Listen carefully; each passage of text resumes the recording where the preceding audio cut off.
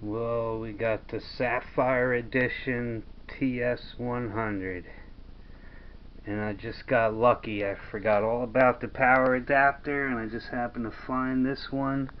It has a weird size, so you gotta have the 5525 size adapter here for the power. This one I'm gonna cut off and put an XT60 connector on it, and probably just make a 5-cell battery to power it. And it says press this one.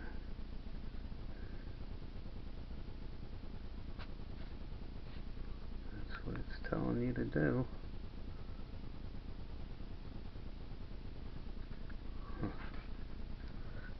Hand in the way here.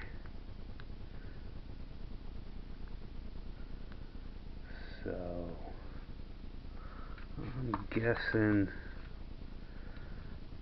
this little thing doesn't have enough power to do anything with it. So yeah, that's only 12 volt 9 watt. I don't know, it should do something though. I gotta learn how to use this thing now. What's that? Oh, that's telling you the power going in. Cool. So yeah, nice little addition to my tools here compared to the cheapo stuff I've been using.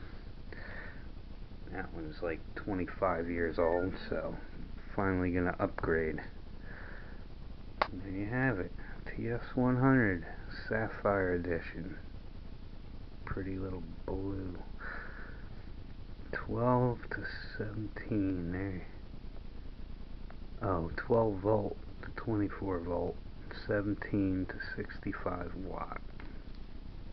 Powerful little thing there for such a tiny thing. It's pretty powerful.